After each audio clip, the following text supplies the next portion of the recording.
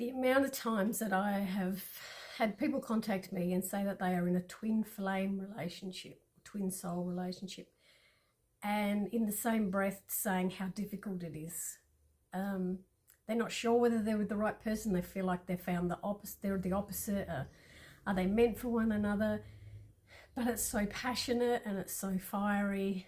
And the way that I have been shown through all my work that I've been doing with how souls work, a twin, if you think of it, that a twin flame is a soul that's split. It's split in two. And one part of that soul is going to have a certain experience.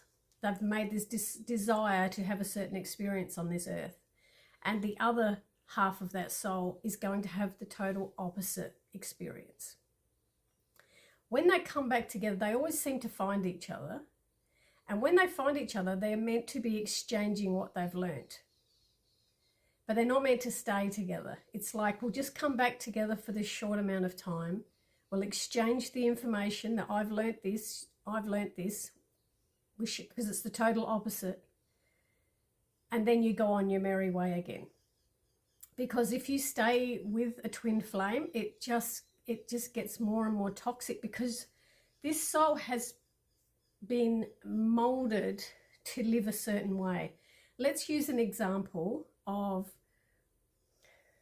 I don't want to say narcissist and empath, because that's kind of like everyone's talking about narcissists and empaths. So, but let's say this soul took a journey of having everyone do everything for them.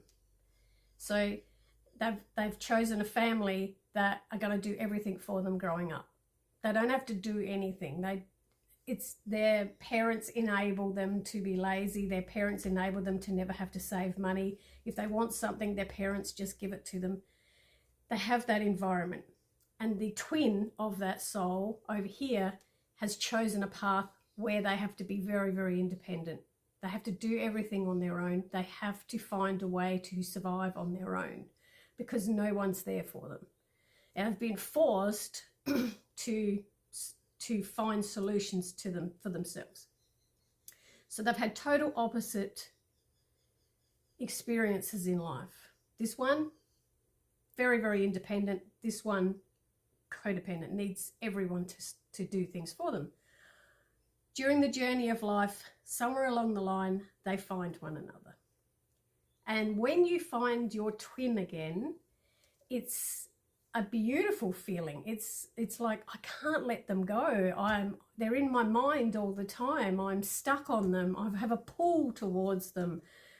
It's fiery. If you have intimate with them, it's passionate, very, very passionate. And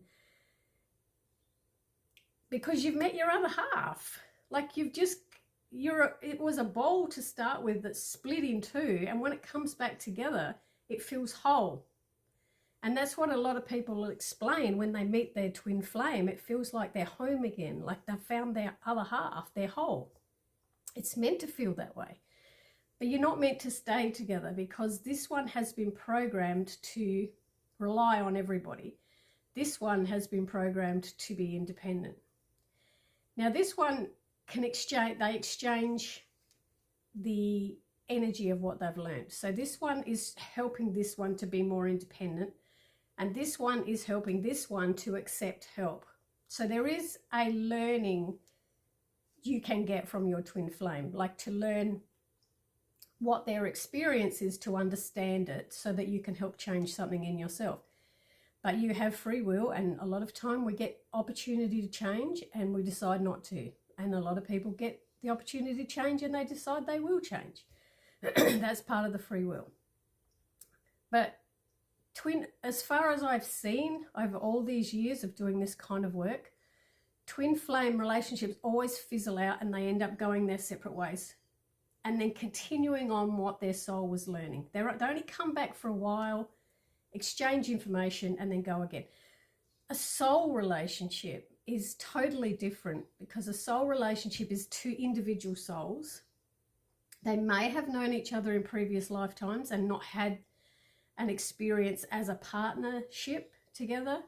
But soul relationships can come in so many forms. It can be parent, child, siblings, friends, intimate partners. It doesn't have to be, a soul mate doesn't just have to be your significant other. It can be in any kind of relationship. And that happens when the souls are contributing to one another and wanting to grow together and wanting to learn from each other, wanting to impact on each other. So it's not so much, you're not coming back to like the twin flame one starts off one, splits in two, becomes twins, and then finds each other again. Soul relationships are two separate energies that find one another and make a choice that in some way they're going to learn from them, they have an impact on them, and it's a journey, and you choose to either continue to journey with them, or you choose that you've taken what you've needed from them and you've learnt your growth, and you can leave. You then leave and you find another soul that wants to, because you will always find souls that are what you need at the time, what they need at the time, what you need at the time. There's always someone there to give you what you need at the time. So yeah, I get a lot in readings about these twin flames, and I'm like, like it's gonna be difficult. You just have to see the difference between. I wouldn't be running around saying to everyone, oh, I'm so excited I found my twin flame, because that's not going to end well. Because, and every single person that says that to me in a reading exactly follows it with, but it's toxic at the same time, or it's he's not being or she's not being what I want her to be. Because no, you went out, you split, and you went out and you experienced different lives. Why would you think coming back together again is going to work? That's why you have to look for the soul, more of a soul connection, not a twin flame.